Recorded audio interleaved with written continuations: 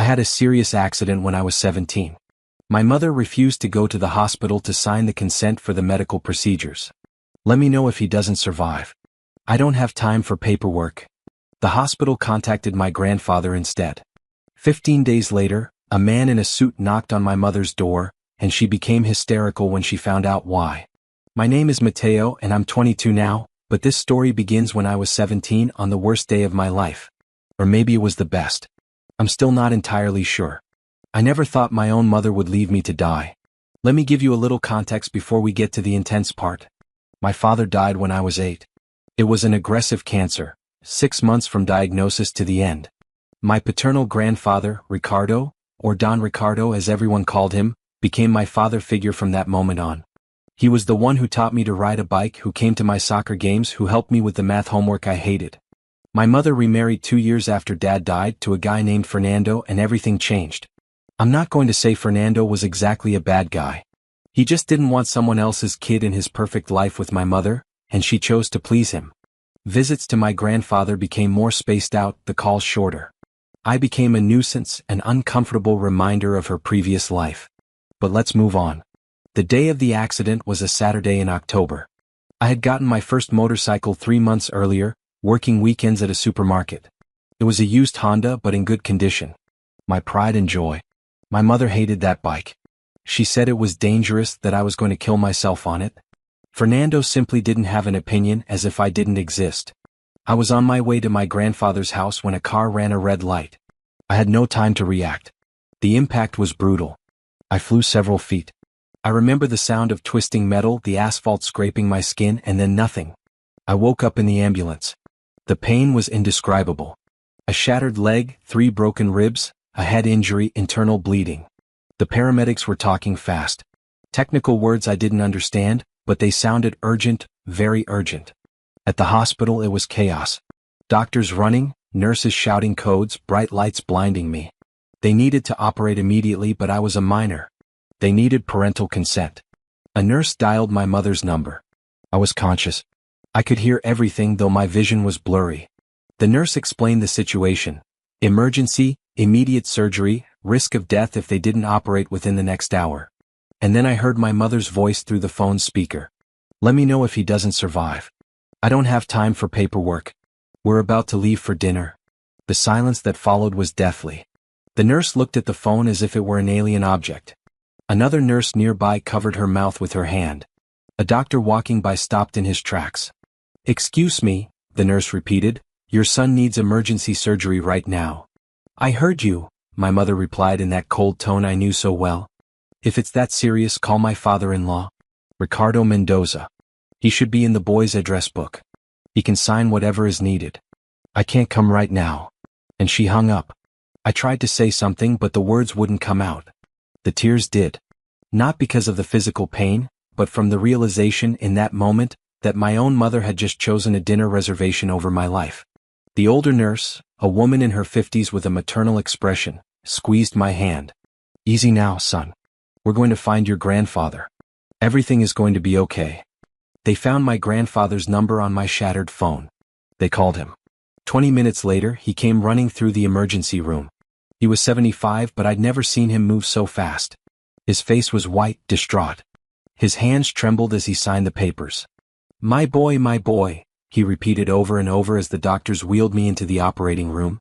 "I'll be right here. I'm not going to leave you alone." The surgery lasted 7 hours. When I woke up, my grandfather was there, sitting in an uncomfortable plastic chair next to my bed. His eyes were red and swollen. He had fallen asleep with his hand on mine. The next 15 days were a blur of pain, medication, and slow recovery. My grandfather never left. He slept in that horrible chair. He ate what the nurses brought him from the cafeteria. He showered in the hospital bathroom. A nurse brought him a pillow and a blanket after the 3rd day. My mother never showed up. Not one visit, not one call, nothing.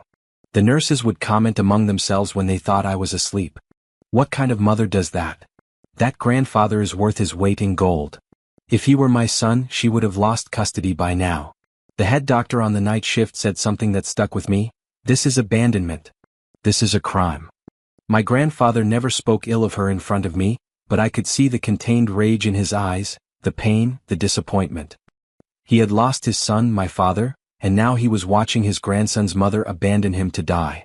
When I was finally discharged, he helped me into a wheelchair. We got into his old blue Chevrolet. He started the car but didn't take the route to the house where I lived with my mother and Fernando. He headed toward his house. "Grandpa," I said, "we're going the wrong way." He looked at me with infinite sadness in his tired eyes. "No, son. We're going exactly where we need to go. Your mother called yesterday. She said not to come back, that you live with me now." The pain I felt in that moment was worse than the accident, worse than the surgery, worse than the 15 days of physical agony. It was a pain that split me open from the inside, that made me question everything I thought I knew about love and family. My own mother had officially, definitively, thrown me away. My grandfather cried as he drove. Silent tears that fell down his wrinkled cheeks. I cried too. We both cried the entire way to his house. But what neither of us knew was that on that very day, at the exact same time we were driving toward our new life together, a man in a suit was knocking on my mother's door, and her perfect world was about to collapse. My grandfather's house smelled exactly as I remembered from my childhood. Fresh coffee, old wood, and the butter cookies he bought from the neighborhood bakery. It was the house where my father grew up, where photos of him hung on every wall. My refuge. My grandfather set me up in what had been my dad's room. It still had some of his baseball trophies on a shelf, a few photos of him as a teenager. He helped me get comfortable in bed, adjusted the pillows to keep my casted leg elevated, and brought me water and my medication. "Rest, my boy," he said. "We'll talk about everything tomorrow." But I needed to know. "Grandpa, what did she say exactly?" He sat heavily on the edge of the bed and sighed deeply. His calloused worker's hands trembled slightly. "She called me yesterday afternoon," he began. "She said you've been a problem for years. That Fernando isn't comfortable with you in the house. That now that you've almost died and are going to need care and therapy, she doesn't have the time or energy for it. That it's better for you to live with me from now on." He paused and I saw him clench his jaw. "She also said she wasn't going to pay for any of your medical expenses, that since I signed the papers, it was my responsibility. I told her that sounded perfect to me, that I would gladly take care of everything, that it was an honor to be your guardian." I stared at the ceiling, processing. My mother had just completely washed her hands of me, as if I had never existed for her. "There's something else you need to know," my grandfather said. "But that can wait. Now sleep." I took my pain pills and sank into a deep, dreamless sleep. What I didn't know, what I would find out days later, was what was happening at that exact moment at my mother's house. Let me tell you how it was told to me later. It was 7 p.m. on the 15th day. My mother and Fernando were getting ready to go out.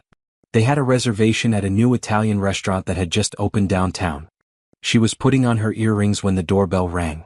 Fernando opened the door. A man in his 40s, impeccable gray suit, leather briefcase in hand, with a serious and professional expression. "Good evening," the man said. "I'm looking for Mrs. Patricia Vega de Mendoza." My mother came out of the bedroom, still with one earring on and the other in her hand. "That's me," she answered with that carefree tone she used for everything. "How can I help you?" The man took a manila envelope from his briefcase. "I am Mr. Ramirez from the law firm Campos and Associates. I am here to formally notify you of a lawsuit filed against you." My mother laughed, literally laughed. "A lawsuit? For what? By whom?" The lawyer opened the envelope and took out several documents. "Central Hospital is suing you for abandonment of a minor in a medical emergency. The state has also initiated proceedings for gross parental negligence. And Mr. Ricardo Mendoza appears as a secondary plaintiff on behalf of his minor grandson, Mateo Mendoza Vega." The color drained from my mother's face. "What? That's ridiculous. I didn't abandon anyone." The lawyer continued in a neutral, professional voice. "According to hospital records, on October 18th, your minor son was admitted with multiple severe traumas requiring immediate emergency surgery. The hospital contacted you as the legal guardian to obtain consent. You refused to appear and stated, and I quote, 'Let me know if he doesn't survive. I don't have time for paperwork.' This conversation was recorded as per hospital protocol and witnessed by 3 members of the present medical staff." I didn't say it like that," my mother stammered. "They misunderstood me." The lawyer was relentless. "Furthermore, during your son's 15-day hospitalization, you made no visits, no follow-up calls, and provided no emotional or financial support. The minor was discharged today into the custody of his paternal grandfather. All of this is documented and certified. He pulled more papers from the envelope. This is the official notification of the lawsuit. This is the summons for the preliminary hearing in 2 weeks.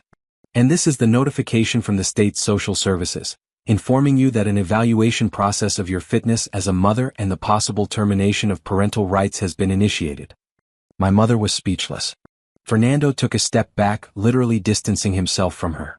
This is Ricardo's fault, she finally screamed. He put you up to this. He wants to take my son from me. The lawyer shook his head. Ma'am, the legal process was initiated automatically by the hospital when they documented the abandonment. It is mandatory protocol in cases of negligence that put a minor's life at risk. Mr. Mendoza simply chose to support the process and request formal legal custody of his grandson, which is his right as a direct relative. But I'm his mother.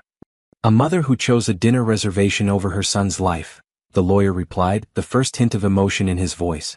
A mother who didn't visit her seriously injured son once in 15 days. Judges are not usually sympathetic in cases like this, ma'am. He handed her all the documents. You have 2 weeks to hire legal representation. I suggest you do it soon. Good night. He turned and left, leaving my mother with a stack of legal papers in her trembling hands. Fernando spoke for the first time. Patricia, this is serious. This could affect me too. Legal troubles, my job, my reputation. I didn't sign up for this. And thus began my mother's free fall. I found out about all of this a week later. My grandfather told me calmly, choosing his words carefully as we had coffee in his small kitchen. I sought legal advice, son, he explained. After seeing how she left you there to die, I couldn't just stand by. The lawyer told me what she did was technically a crime. Abandonment of a minor in an emergency. He said the hospital had probably already started a report with social services. And they had. But you sued her too, I asked. I requested formal custody, he corrected, and supported the state's investigation. Son, I have documentation from the last 3 years. Every time you stayed with me because she went on a trip with Fernando. Every time I paid for your school supplies because she claimed she had no money but bought herself designer purses. Every time you called me crying because you felt invisible in your own home. I didn't know you kept all that. A grandfather always protects his grandchildren, he said simply. Your father made me promise before he died that I would take care of you, and I'm going to keep that promise, even if it's the last thing I do. In that moment, I understood that my grandfather had been preparing for this for years, waiting, documenting, ready to act when necessary. And the time had come. What's going to happen now? I asked. Now, my grandfather continued, you're going to go to therapy. You're going to heal. You're going to finish school. You're going to go to college if you want. And I'm going to be here every step of the way. As for your mother, a judge will decide that. But I'm not going to lie to you, son. With the evidence they have, it's very likely she will lose her parental rights completely. I sat in silence, processing everything. Do you regret suing her? I finally asked. I didn't really sue her, he clarified. I supported a legal process that was going to happen anyway. And no, son, I don't regret it. I would regret it more if I didn't protect you when I had the chance. I nodded. I felt something strange in my chest. It wasn't happiness exactly. It was something more like peace, like justice, like finally feeling valued and protected. My phone, which my grandfather had replaced, started ringing. Unknown number. I didn't answer. It kept ringing for the next few days. Voicemails from my mother, crying, pleading, blaming my grandfather, blaming the doctors, blaming Fernando, blaming everyone but herself. I blocked the number. My grandfather was right. It was time to heal. It was time to start over, and this time with the family that truly loved me. The following months were a legal and emotional roller coaster. The preliminary hearing went exactly as my grandfather had anticipated. My mother showed up with a cheap lawyer who was clearly unprepared. The hospital's lawyer presented the recording of the phone call. We all listened to it in that cold courtroom. Let me know if he doesn't survive. I don't have time for paperwork. Her own voice condemned her, cold, disinterested, irritated by the interruption. The judge was a woman in her 60s with a severe expression. She looked at my mother with something I can only describe as controlled contempt. 15 days, my mother stammered, trying to explain. I didn't know it was so serious. They told me he was stable. The hospital representative stood up with a thick folder. Your Honor, The records show that the hospital made 4 additional calls during those 15 days, reporting on the minor's critical condition. Mrs. Vega never answered. Nor did she respond to the text messages. She also failed to appear when informed that her son had woken up from his medically induced coma. The judge reviewed the documents in silence. Then she looked at my mother. Mrs. Vega, in my 30 years as a family court judge, I have seen many cases of negligence. But the level of indifference you have shown toward your dying son is one of the most alarming I have ever witnessed. My mother cried. Fernando was not with her. He had ended the relationship 2 weeks after the legal notification. He didn't want the scandal, didn't want the trouble, just as my grandfather had predicted. The sentence came 3 months later. Complete loss of parental rights, a fine of 50,000 pesos, a criminal record, and a restraining order preventing her from approaching me without my explicit consent until I turned 18. My grandfather obtained full legal custody, a formal adoption. I officially became his son in the eyes of the law. But the justice didn't end there. The extended family found out everything. My grandfather's brothers, my great-uncles, were horrified. One of my great-aunts confronted my mother publicly at the supermarket. The story spread throughout the neighborhood, throughout the entire family. My mother became a social pariah. Her job found out. They fired her, violation of corporate values or something like that. Fernando left her and took many of the things they had bought together. She had to move into a small apartment, alone, completely alone. The poetic justice was almost perfect. She had left me alone to die. Now she was alone, living with the consequences of her choices. And I was healing. Therapy helped. My grandfather insisted I go from the beginning. An incredible psychologist named Dr. Ramirez helped me process everything, the abandonment, the trauma, the rebuilding of my identity. My leg healed. 6 months of intense rehabilitation, but it healed.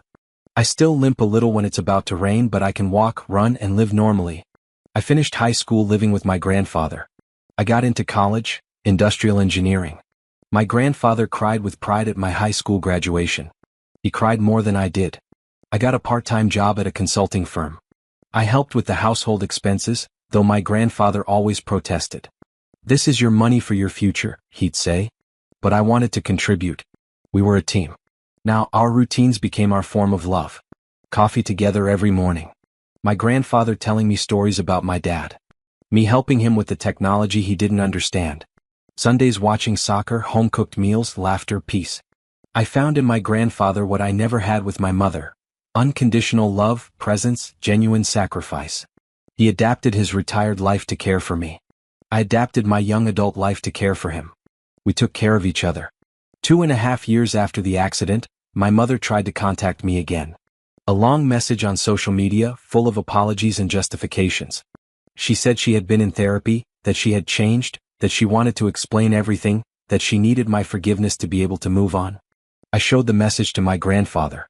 It's your decision, son, he said simply. I'll support you no matter what you do. I thought about it for a week and finally agreed to see her. What? In a public coffee shop with my grandfather waiting for me outside in his car. She arrived 15 minutes late. She looked devastated. She had aged 10 years and 2.5. Deep dark circles under her eyes, simple and worn clothes, trembling hands. Mateo, she began. Thank you for coming. I know I don't deserve. You have 5 minutes, I interrupted. Talk. And she talked. She apologized. She told me how Fernando had manipulated her, how she had been depressed, how she had made bad decisions, how losing everything had made her see the truth. But at no point did she truly take responsibility. Everything was Fernando's fault, the depression's fault, the circumstances' fault. She never said, I made the decision to let you die because I didn't value you. I listened in silence. When she finished, I took a sip of my coffee. Are you done? I asked. She nodded hopefully, as if expecting me to forgive her and everything would go back to the way it was. Okay, I said calmly. I've heard what you had to say. Now you listen to me. I don't hate you, Mom. Hate requires energy I'm not willing to spend on you. But I don't forgive you either, and you are definitely not my family. Mateo, please. Let me finish. I held up my hand. You had 17 years to be my mother. You chose not to be. You chose Fernando over me again and again. And when I was almost dead, when I needed you the most, you chose a dinner reservation over my life. That wasn't a bad decision. That was the real you. But I've changed. Maybe you have, I replied. I don't care. My grandfather gave me something you never could. He gave me unconditional love, he gave me his presence, he gave me a real home. I already have a family and you are not part of it. I stood up. I left enough money on the table to pay for my coffee. I wish you the best, Mom, I said. Truly. I hope you find peace. But find it without me. Don't contact me again. I walked out of the coffee shop. My grandfather was waiting in the car. He saw me walking toward him and knew immediately that it was over, that this chapter was finally closed. I got in the car. He started it without asking any questions. Home, Grandpa, I said. He smiled, that soft, love-filled smile that had saved me. Home we go, son, he replied, and we drove toward our home, the place where I belonged, with the person who had truly chosen me. I'm 22 now. My grandfather is 78. He's still strong and healthy, though a bit slower. I finished my degree. I have a good job. I still live with him even though I could move out. I don't want to. These years with him are precious and I know they aren't infinite. My mother never contacted me again. I heard through the grapevine that she moved to another city, that she started over. I'm genuinely happy for her, but she's not part of my life. I learned something fundamental from all of this. Family isn't just blood. Family is who shows up, who stays, who chooses to love you when it's hard to. My grandfather slept for 15 nights in an uncomfortable hospital chair. He fought legal battles for me. He reconfigured his entire retired life to give me a home. That is family. My mother chose a dinner reservation over my life. That is not. And I am finally at peace with that. Edit, for everyone who asked in the comments. Yes, my grandfather is doing well. He turned 78 last month. We had a party for him. He is healthy and happy. No, my mother has not tried to make contact again. It has been 5 years since that coffee meeting. I sincerely hope she is well, but I don't need to know. Yes, I finished college. I work in business consulting. I'm doing well. For everyone going through similar situations with negligent or abusive parents, you are not alone. The family you choose can be stronger than the family you were born into. And it's okay to walk away from toxic people, even if they are your parents. Your mental health and your well-being matter. And if you have grandparents who love you unconditionally, hug them today. Tell them you love them.